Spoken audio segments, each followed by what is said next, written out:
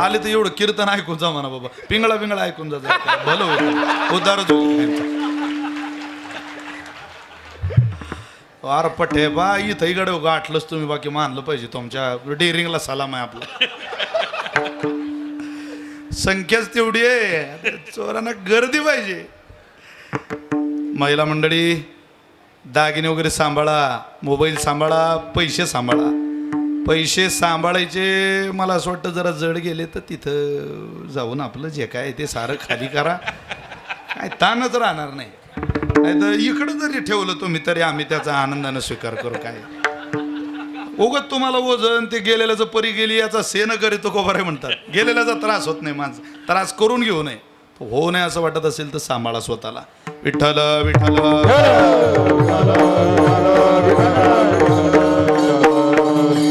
काल मी बंकट स्वामी महाराजांच्या नारळी सप्तात होतो बाबा, कीर्तनच झालं नाही.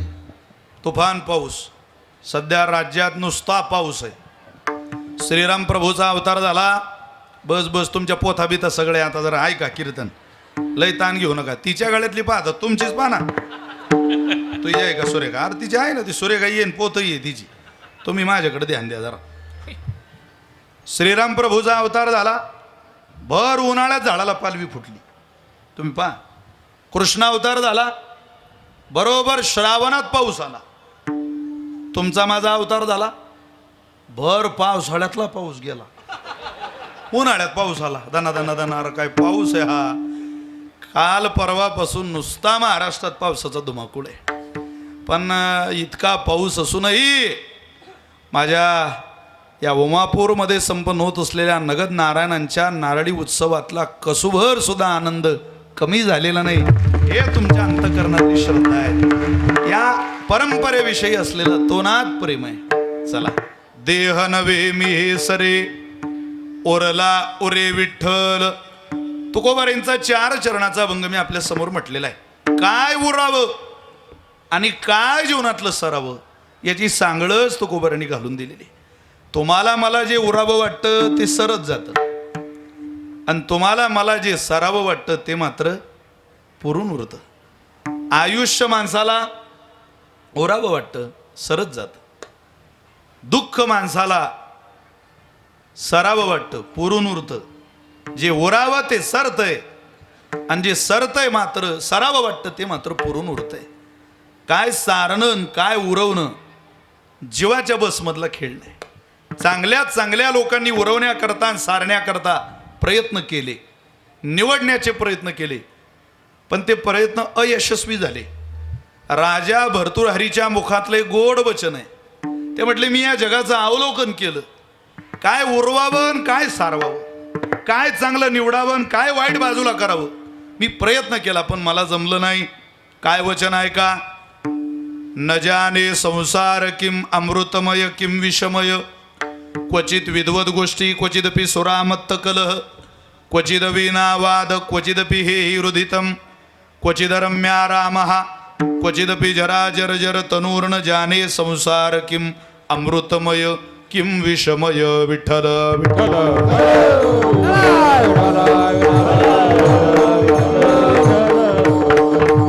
क्वचित विद्वद गोष्टी.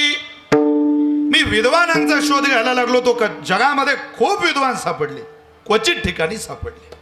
संख्या खूप आहे पण ठिकाणे यांची थोडी आहे.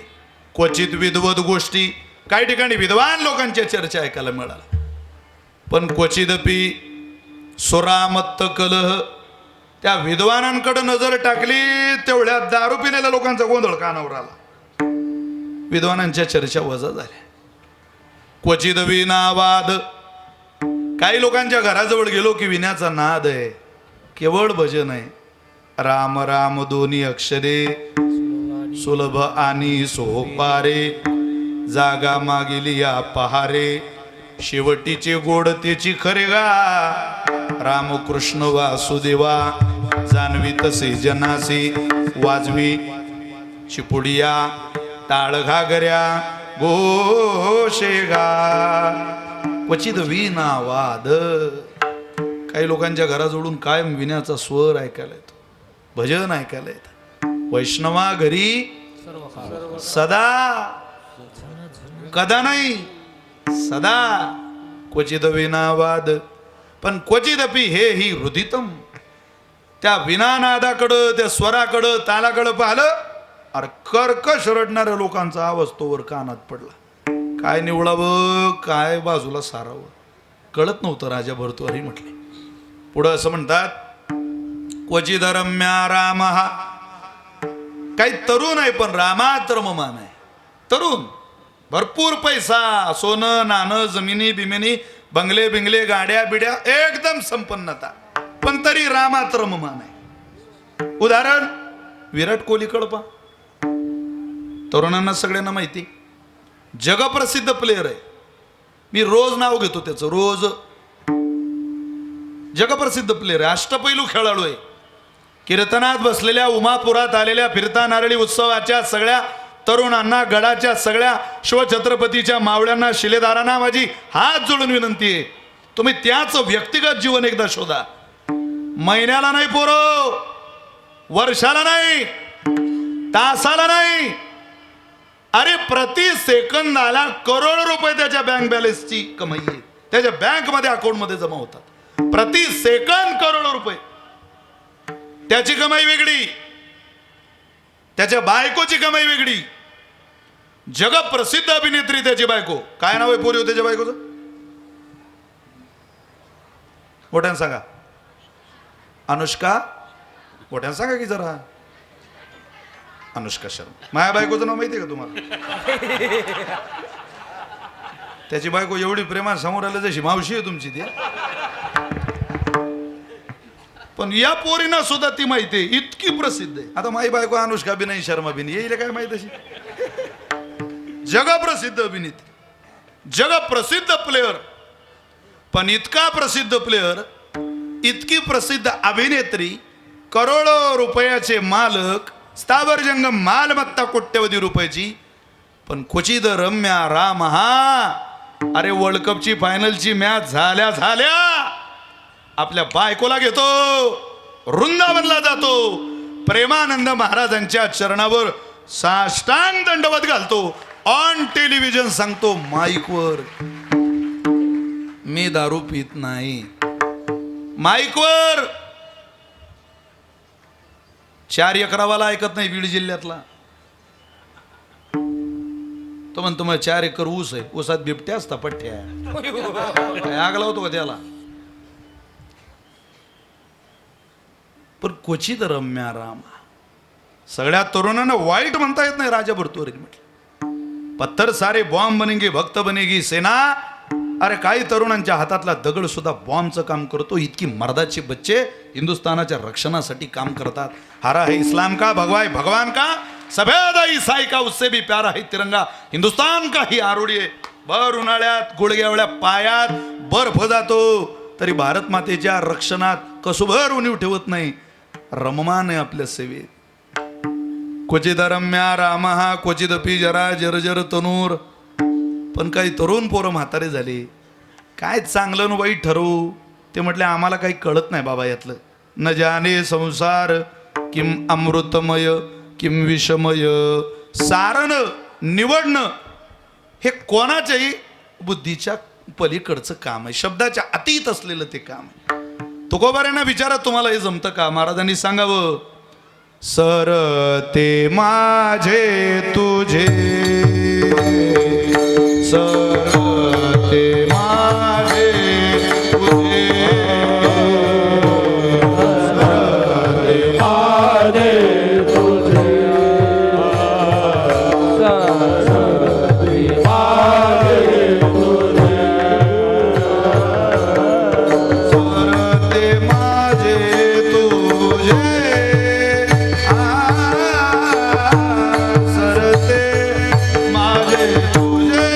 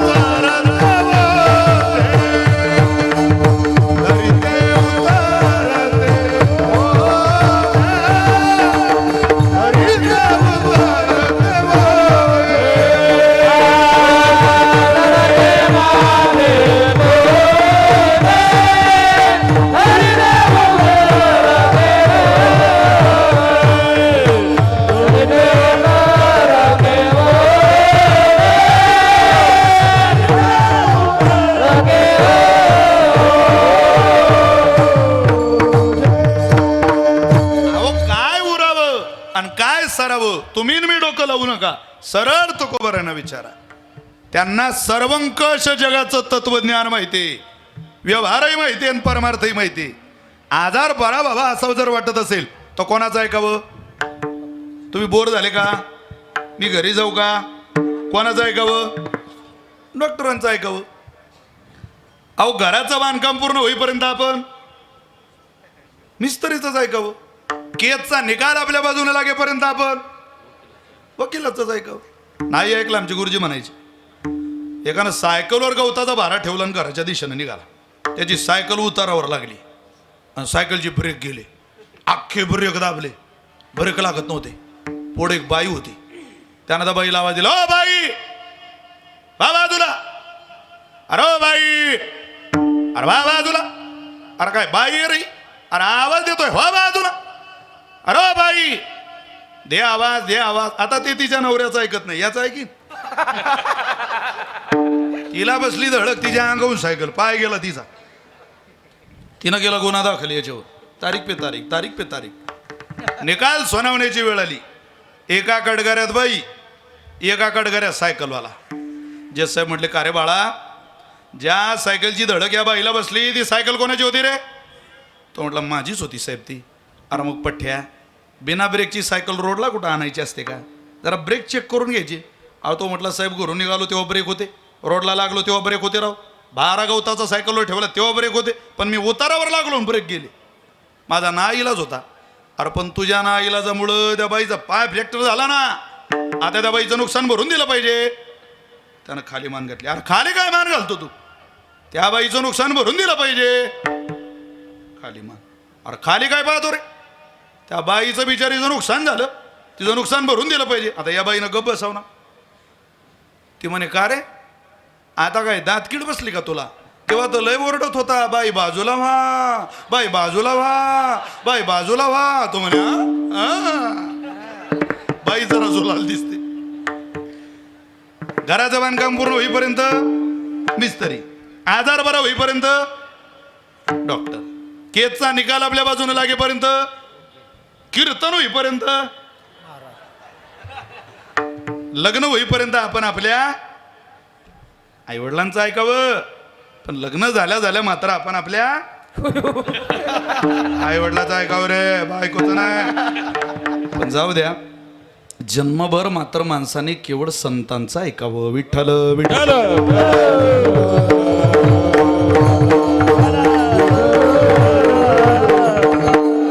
त्यांच्या दिशेनं ते जे सांगतात ते सारावं आणि ते जे सांगतात ते उरवावं. वा देवा, काय सारलं पाहिजे रे आणि काय उरवलं पाहिजे. महाराज म्हटले, तुम्ही मी सांगतो तेवढं सर्वा, उरवायचं मी पाहतो. मी तुमचा निरूप सांगतो, कारण तेच सरल्यानंतर जे उरतं तो केवळ आनंद आहे. काय सरवायचं? देह नव्हे मी हे सरे. हा देह म्हणजेच मी, हा म्हणजे सर्वस्व, हा म्हणजे सुख, हाच म्हणजे जीवनाचं एम्स अँड ऑब्जेक्टिव्ह. हे समजू नका. कारण ऐश्वर्य श्रवणात भक्ती ही उत्पन्न नापी वर्धते विना गुणानुसंधानात भगवत्पाद्य पद्मयो. ऐश्वर्य श्रवणात भक्ती ही उत्पन्न. देवाचं ऐश्वर्य ऐकलं, संताचं ऐश्वर्य ऐकलं, नारायणगडाचं ऐश्वर्य ऐकलं की भक्ती जन्माला येते, वाढत नाही. भक्ती ही उत्पन्न पण नापी वर्धते. म्हणून गडाच्या पायिकांनी गडाचं फक्त ऐश्वर्य ऐकू नका. आमचा गड खूप ऐश्वर्य संपन्न आहे. आहेच, आपला गड ऐश्वर्य संपन्नच आहे. पूर्वजांची भक्ती ऐश्वर्य संपन्नच आहे. पण ती ऐश्वर्य संपन्नता टिकून ठेवायची असेल तर विना गुणानुसंधानात जोपर्यंत तुमचं अनुसंधान त्या गडाशी घडत नाही, तुमच्या आत पोटातलं ओठात आणि ओठात तेच पोटात, वचस्स एकम कर्मस्स एकम मनस्स एकम इति महात्मा. ज्याच्या वचनात, ज्याच्या कर्मात, ज्याच्या मनात एक वाक्यता असते त्याला महात्मा असं म्हणतात. आणि तुम्ही ते व्हायचंय, मला ते व्हायचंय. आपल्याला महात्मा बनायचंय. महात्मा बनायचं म्हणजे काय कपडे बदलायचे का? नाही हो. नित्य शुद्ध बुद्ध असंग निर्विकार परमात्म स्वरूप आत्माराम स्थितीमध्ये राहणारा गडाचा उपासक, पांडुरंगाचा निष्ठावान सेवक मला व्हायचा आहे. ज्ञानोबा तुकोबारांचा मावळा मला बनायचा आहे. पण त्याकरता हा वजा झाला पाहिजे. हा म्हणजे घाण आहे. ही घाण जोपर्यंत वजा होत नाही, कारण हा एकटा नाही. मनोराजा एक देह पुरी असे नांदतो त्याचे दोघी नारी. पुत्र पौत्र संपन्न भारी त्याने कृपा केली महावरी गा. मनवोनी आलो या देशा. याचा ज्यांनी ज्यांनी ज्यांनी ज्यांनी बडेजाव धरला त्याला यांनी कधीतरी धोकाच दिलेला आहे. तो कोणाचाही देह घ्या, तुम्ही जीवाचा घ्या, नाही तर देवाचा घ्या, नाही तर संताचा घ्या. ज्या साधूला याची गुरमी झाली संपलं. ज्या मानवी जीवनाला याची गुरमी झाली संपला. ज्या देवाला याची गुरमी झाली कितीतरी प्रमाण आहे. भस्मासुर मुकला प्राणाची त्याची गती झाली वालीची.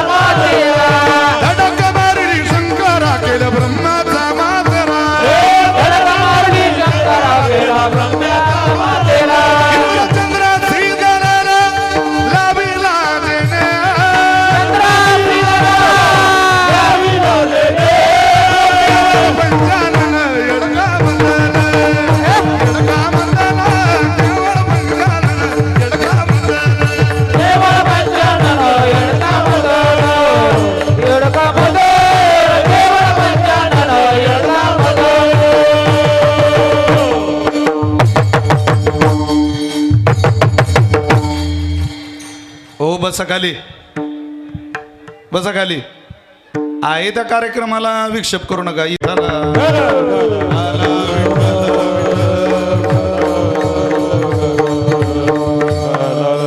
धडका मारी नारदा केला रावणाचा चिंदा. यादी ही कोणाची आहे?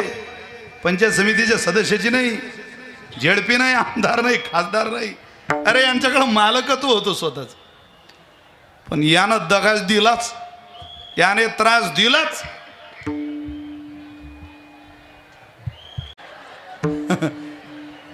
विठाला विठाला आला विठाला विठाला. एकदा सगळ्यांनी घोष करा मोठ्याने. कुंडली श्री ज्ञानदेव आदि शक्ती मुक्ताबाई महाराज.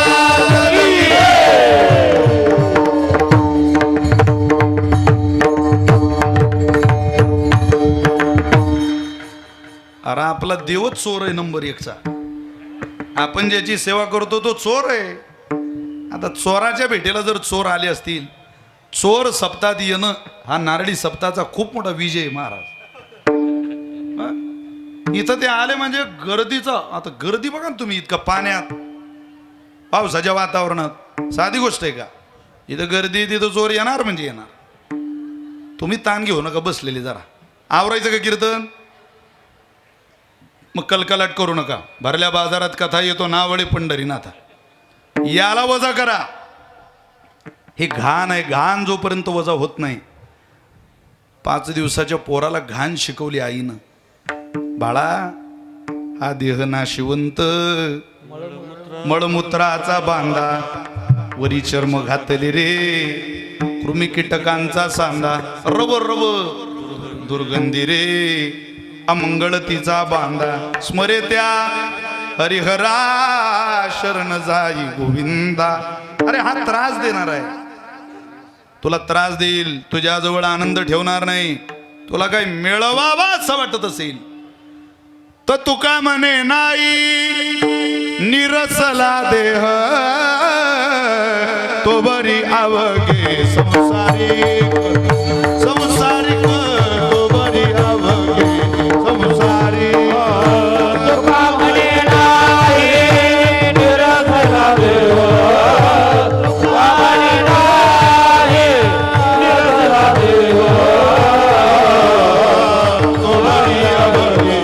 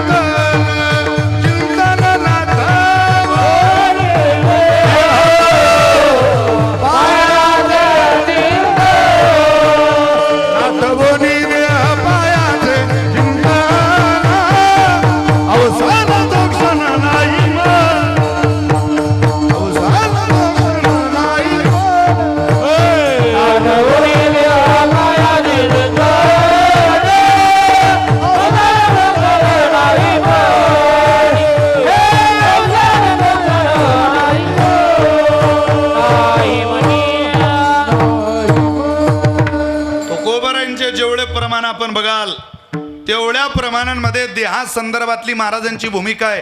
हा माझा वजा व्हावा, याचा विसर मला पडावा, कारण नाठवणी देह पायाचे चिंतन. काय आहे, जोपर्यंत काही घाण वजा झाली नाही तोपर्यंत खरा सुगंध घेता येत नाही. साधय व व्यवहारातलं एखाद्या घरी तुम्ही गेलात तर घाण वजा करून गेल्यावर जे मिळतं ते आनंदाचं असतं. सासू सुनेला म्हटली, बाई जरा गंगीच्या वाड्यात जा आणि आपल्याला ताक घेऊन ये. सून गंगीच्या वाड्यात गेली आणि त्या गंगेला आवाज दिला, गंगे. सगळ्या पोरी जेवढ्या बसलंय समोर तेवढ्याने आवाज द्यायचा. काय हो म्हणायचं, मोठ्यानं आवाज शेवटच्या माणसापर्यंत गेला पाहिजे. गंगे, मोठ्यानं आवाज द्या पोरी, हो लाजू नका. गंगे, अजून जरा आवाज वाढवा, जरा मागच्या माणसाला गेला. डेरीनं आवाज आला पाहिजे पोरी, तुम्ही घाबरू नये. गंगे, असं मला माहिती आहे ना, माझं रोजचं आहे बंधू भगिनी. चला, थँक्यू पोरी, हा बारी. गंगे, तिनं आवाज दिला, बाहेर रे. काय तेवढं तिनं सोनेनं तिचं पोरग गंगीचं पोरग अंगणात खेळताना पाहिलं. ते म्हणे, गंगी तू ये काय? म्हणे, हो. अख्ख्या उमापुरात इतकं घाण पोरग नाही माय कोणाच्या घरात. अरे बापा बापा बापा, राम राम राम राम राम राम राम. त्याचं नागपूर तोंडापुरात आलेलं. नागपूर तोंडापुराचा संगम ब्रह्मगिरीवर उतरत होता. अख्खा भरलेला शेंबडानं पोरगा, इनं तो पाहला. बापा बापा बापा, एवढं घाण नाही पाहिलं. ती म्हणे, पोरं पाहिले पण एवढं नाही. ती म्हणे, तू आलती कशी काय? काही नाही, मला जरा ताक पाहिजे होतं. दिन ताक? अरे बाळ एक एकुलता, त्याच्या माथा हानी तल्या लाता, मग पाटोळा पैठणी ही नेसविता. नाथ महाराज बोलतात, क्षोभली माता. लेकराला बोलले की माया रागवली. ते म्हणे, ताक नाही माझ्या घरी, निघ. ताक नाही? नाही. पाय ना थोडं. नाही नाही, निघ निघ. अगं थोडं बघ ना, ताक नाही ग, निघ बाई. ती घरी आली, सासूला म्हणे, आवा त्या ताक नाही त्यांच्या घरात. हे मी भांडं रिकामं आणलं. सासू म्हणे, बाई ज्या अर्थी तुझ्या हातातलं भांडं रिकामं आणलं त्या अर्थी तुझ्या वरच्या भांड्यानं बरंच काम केलेलं दिसतं मला तिथं. आता ती जी सासू होती, आण ते भांड. तिच्या दारात गेली. गंगे, आवाज कमी पडू देऊ का ना पोरू.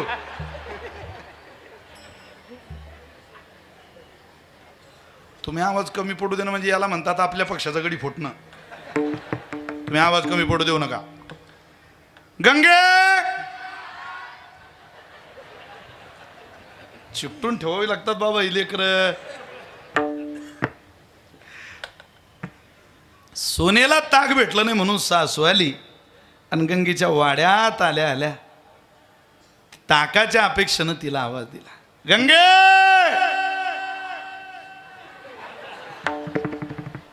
बाहेर ये. आले आले गंगे बाहेर आले. काय हो काय लाज वाटू दे गंगे तुला. अगं नवस सायसं करून लेकरं होत नाही लोकांना. लेकरं होण्याकरता माणसं कुठं कुठं चालले. त्या चादरवाल्या बाबाजवळ चालले. काही सोरतला चालले. तुला लाज वाटू दे. देवानं सोन्याचा तोळा तुझ्या पदरात घातला. तुला सांभाळता येत नाही. 3-3 तास मेकअप करते गौतमी तू. आपल्या हे ते गंगे तू एवढं तेवढं घेत समजून जरा. पोराकडे कोण पाहिजे. तू या वाड्यात एक सेकंद थांबावं वाटत नाही मला. पण या पोराकडं पाहिलं की त्याला सोडावं वाटत नाही. सासूनं आपला पदर त्या पोराच्या नाकाला लावला. अख्खा खळा मसालाच पदरात ओढून घेतला. स्वच्छ केलं पोरगन कडेवर घेतलं. काय आनंद झाला असेल आईला. गंगे म्हणे आत्या आत्या खुर्चीवर बसा. तुम्ही आलत्या कश काय आत्या. पण काय नाही म्हणे मी जरा ताकाला आली होती. आत्या तुम्ही कब्बर चहा घ्या आता. आणि ताकाला आला ना आज दहीच लय पडलंय घरात. ताक नाही दहीच घेऊन जा. एक ताकाला आली भांड हलवत घरी आली उमापूरकर. आणि एक ताकाला आली दही घेऊन चालली. कारण एवढंच एकीला ही घाण वजा करता आली आणि एकीला ती जमली नाही. ज्याला ज्याला देहरूपी घाण परमेश्वराच्या दारात वजा करता आली त्याचं भांड भरणार आहे. तुम्हाला वाटल तुमचं भांड ताकानं भरावं. पण आदनगन नारायण बाबा इतका उदार आहे. तुम्हाला ताकानं भरावं वाटेल हो. पण हा तुमचं माझं भांड दयानं भरल्याशिवाय राहणार नाही. फक्त घाण वजा करा आणि मग भांड भरायची अपेक्षा करा.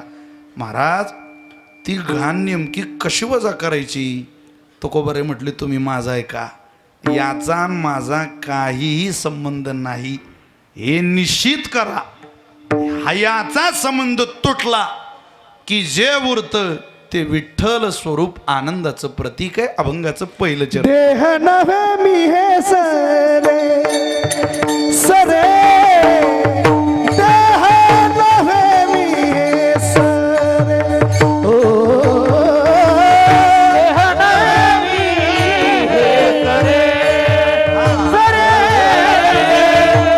देह नव्हे मी हे सरे देह नव्हे मी हे सरे सरे देह नव्हे मी हे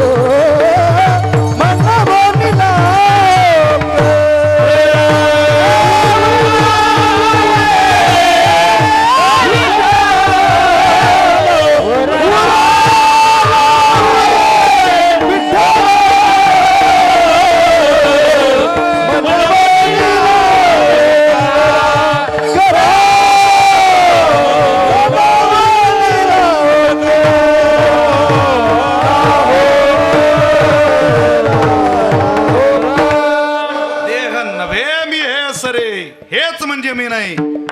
उरला उरे विठ्ठल, जे उरतं तो केवळ आनंद आहे. तुमच्या समोर एक छोटंसं उदाहरण ठेवतो. हा वजा झाला की जे उरतं ते विठ्ठल नाम आनंद आहे. अरे विठ्ठल हे देवाचं प्रतीक आहे. आनंद हे देवाचं स्वरूप आहे. आनंद अद्वय नित्य निरामय, जे का निजदेय योगियांचे. कोणाकडे उरलं? परमात्म्याबरोबर उद्धवजी एक दिवस जेवायला बसले आणि जेवायला बसल्यानंतर ताटामध्ये लोणी पाहिलं भगवंतानं. तर लोणी पाहल्या पाहल्या त्यांची आठवण झाली. अरे यांच्याजवळ लोणी खाण्यात मजा होता, आता द्वारकेत काही लोणी खाण्याचा इतका आनंद नाही. उद्धवजी म्हटले, प्रभू नाराज झाला तुम्ही? हो, मला त्यांच्या आठवण येते. कोण? त्या जाण वेद गर्भीच्या श्रुती, श्रुती रूपी नवे मतप्राप्ती, म्हणून या पोहडल्या नेती नेती सुखसंगती न पवेती. उद्धवा ऐक मज गोपिकांची कोण गोडी, त्यांच्या निज प्रेमाची जाती चोखडी, या लागी मज त्यांची आवडी अतिगाडी. उद्धवा, उद्धवजीचा भगवंताचा संवाद तुम्ही वाचा, खूपच सुंदर भाव आहे. सांगितलं रे त्यांच्या इतका जीव, त्यांच्या इतकी माया मला कोणी लावलेली नाही. प्रेम आगळं वेगळं गोपिकांचं. मला त्यांची आठवण येते, हे लोणी खाऊ वाटत नाही. मग देवा आता काय करायचं? मला असं वाटतं आता ताटावरून आपण दोघांनी उठायचं आणि तुम्ही त्या गोपिकांच्या भेटीला जायचं. उमापूरकर ऐका, कोण कोणाला म्हणताय असं? परमात्मा म्हणतोय उद्धवाला, तुम्ही आता गोकुळामध्ये जायचं आणि त्यांची भेट घेऊन यायची. बरं बरं देवा, तुमचा आदेश, मी जातो. स्वतः उद्धवजी वरजामध्ये आले, रथ घेऊन आले देवाचा. सगळ्या गोपिका पळतच आल्या. कोणाचे केस विस्कटलेले, कोणाची मुलं रडत आहे, कोणाच्या गाई वासरांची तारांबळ चाललेली, सगळ्या रथाजवळ आल्या. परमात्मा नाही, उद्धवजी. त्यांनी पाहिलं, हिरमूड झाला त्यांचा, नाराज झाल्या, सगळ्या पाठ मोऱ्या झाल्या, निघाल्या जायला. उद्धवजींनी त्यांना आवाज दिला, ओ माई थांबा, चालल्या कुठं तुम्ही? अहो म्हटले, ज्याच्या आशेनं आम्ही आलो होतो तो इथं नाहीये, आम्हाला माघारी जावं लागणार आहे. मी त्याचाच निरोप घेऊन आलो. काय? त्याला जाऊन सांगा. तो म्हटला, त्या गोपिकांना जाऊन सांगा व्रजात की मला आजही त्या गोपिकांची खूप आठवण येते. झाला का निरोप? झाला. आमचाही निरोप त्याला जाऊन सांगा. कोणता? मेल्या त्या गोपिका, मेल्या त्या गोपिका, त्यांची झाली राख. मेल्या त्या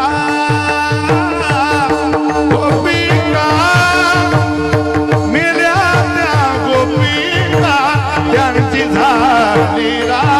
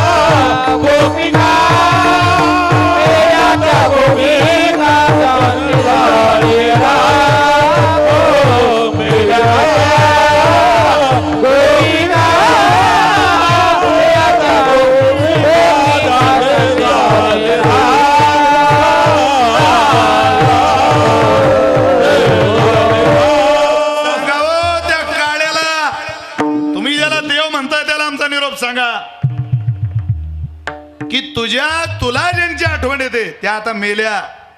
कुठं मेल्या? अरे तू जिथं बासरी वाजवत होता, वाजवी मुरली तय ठाई, तिथंच त्यांचा प्राण गेला. ते उद्धवजी म्हटले तुमच्या इतक्या खोट्या बाया पाहिल्या नाही मी. इतकं बोलता तुम्ही 1500 रुपये महिना चालू झाल्यावर? अरे तुम्ही दादान जिवंत आहे आणि मेला असा निरोप सांगू म्हणतात त्याला. तुमच्या जीवेला काही हाड? त्या म्हटलं उद्धवजी, परमार्थामध्ये जे मरावं लागतं ते गोकुळ सोडलेल्या परमात्म्याजवळच मेलं, आणि संसाराकरता जे शिल्लक राहावं लागतं तेवढं या व्रजात या गोकुळात आता शिल्लक आहे. परमार्थात ज्याची मरण्याची गरज होती ते आमचं कधीच मेलं, आणि संसाराकरता जे शिल्लक ठेवण्याची गरज होती तेवढं मात्र शिल्लक राहिलं. उरला उरे विठ्ठल देह नव्हे मी हे सरे. हा देह म्हणजे माझं सर्वस्व नाही, हा देह आमच्याकरता मेला. आणि देहाच्या पलीकडं ज्याच्याशी अनुसंधान साधलं, ज्याच्याशी नातं जोडलं, तेवढा मात्र जीवनात शिल्लक आहे. आपणही तुकोबारे म्हटले तेवढा उरवा. तुम्ही पहा, याचा संबंध तुटला की आगळा वेगळा आनंद घेता येतो. देह समर्पी जय देवा, हर काही घावा, ओ होईन आघावा, तुका मने आनंद. देह समर्पी जय देवा, हर काही होईन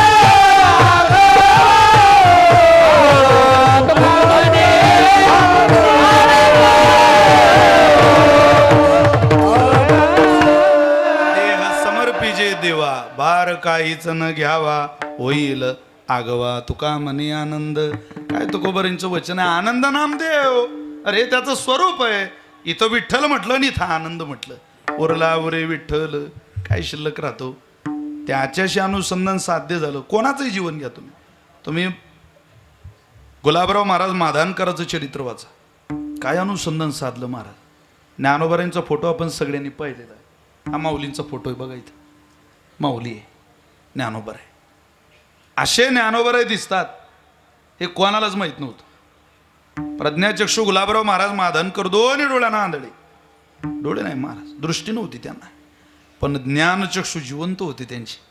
ते ज्ञानोबारांची कन्या म्हणून घ्यायची, स्वतःला मुलगी मानायची. ज्ञानोबारांची मुलगी मानता मानता साडी नेसायची.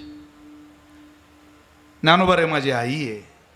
मुलीनं आईची जशी सेवा करायची, आईला जसं ताट करून द्यायचं, आईचा जसा म्हाताऱ्या आईचा लेख शृंगार करून देते, आईला काही शक्य झालं नाही की जशी मदत करते, सगळं गुलाबराव महाराज तसं करायचे. सगळी लोक गुलाबराव महाराजांकडे यायची, म्हणायची महाराज अहो तुम्ही तुमच्या या आईला कधी पाहिलं का नाही? गुलाबराव महाराज म्हटले मी रोज माझ्या आईशी तासन तास गप्पा मारतो. अरे बापरे, रोज? हो. कशी दिसते हो तुमची आई? गुलाबराव महाराज म्हटले तुम्हाला चित्र काढता येतं का? हो. मी सांगतो तसं चित्र काढा. जसं चित्र काढलं, हजारदा काढलेलं खोडावं असं नाही, असं बरं हे असं नाही हो, असं असं सारं चित्र तयार केलं. आणि प्रज्ञाचक्षू गुलाब आंधळ्या माणसाने असं नाही, असं काढा, मी सांगतोय असं काढा.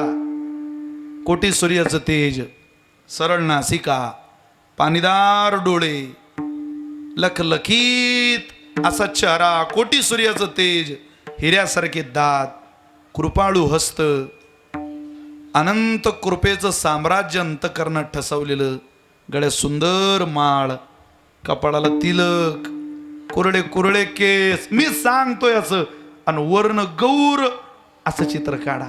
चित्र तयार झालं. तुम्हाला आश्चर्य वाटेल महापूरकरांनो, ज्या वेळेला ते चित्र पुढं केलं, गळा गळा गळा गळा त्यांच्या डोळ्याला धारा लागल्या. ही माझी आई आहे, अशीच माझी आई दिसते. अहो ज्ञानोबारांशी अनुसंधान साध्य झालं. स्वतःचा देह वजा झाला. या देहानं ज्ञानोबारांची कन्या मानून घेतलं, मुलगी मानून घेतलं. देहच ज्ञानोबारांचा झाला. महाराज ज्ञानोबारे कसे दिसतात हे डोळसाला कळत नव्हतं.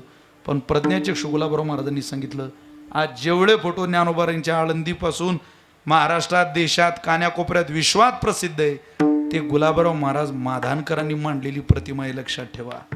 हा वजा झाला की जेवढं उरतं तेवढं त्याच आहे. याला वजा, आपल्याला याला वजा करावं वाटत नाही. त्यांनी किती वजा केलं होतं त्यांचं दुसऱ्या चरित्रातला प्रसंग आहे. त्यांचा अंतकाळ जवळ आला. शिष्य बसलेले होते पुढं. त्या शिष्यांना त्यांनी आवाज दिला, पोरांनो, अरे मला लवकर आळंदीच्या बाहेर काढा, लवकर लवकर. का बाबा? न्या रे लवकर. आळंदीच्या बाहेर काढलं. त्यांना पुण्याच्या एका यवनाच्या वाड्यात नेलं. केर, कचरा, घाण, घाणीचं साम्राज्य, दुर्गंधी सुटलेली अशा जागेवर नेलं. आणि त्या पोरानं सांगितलं, आता मी माझ्या प्राणाचा त्याग करतो, प्राण सोडायला ही चांगली जागा आहे. शिष्य म्हटले, महाराज अहो देहाची पूजा झाली असते आळंदीत, देह सोडण्या इतकरता आळंदी इतकी पवित्र जागा कोणती दुसरी, इथं कशाला आलात तुम्ही? त्यांनी दिलेलं उत्तर आहे, आळंदीचा राजा एकच आहे, देशिक राजा दयानिधी अलंकापुरी जो नांदे. मी जर आळंदीत प्राण सोडला तर माझ्याही देहाची लोक पूजा करतील, मलाही लोक मी मेल्यावर माझ्या देहाला हार घालतील. माझ्या देहाची पूजा माझ्या पश्चातही होऊ नये असं मला वाटतं. म्हणून मी देह तिथं नाही इथं त्यागणार आहे. अरे हा देह माझा नाही तर याची पूजा काय करून घेऊ? गुलाबराव महाराज माधनकर याला म्हणतात उरला उरे विठ्ठल. याला वजा केल्यावर मजाच आहे महाराज. झोपेत हा वजा होतो एकदा, माहिती नाही वेळेच्या मर्यादेत आपल्याला किती भाव सांगता येईल अभंगाचा, पण आनंद असतो की नाही झोपेत. देह वजा झाला की आनंद. अहो या भिंतीजोड झोपलेली माणसं या भिंतीजोड उठतात सकाळी. झोपेत काय आनंद आहे देह वजा झाल्यावर, याचा आनंद ज्ञानोबारांनी ज्ञानेश्वरीत सांगितला. साचची पुढती विरा जरी नाही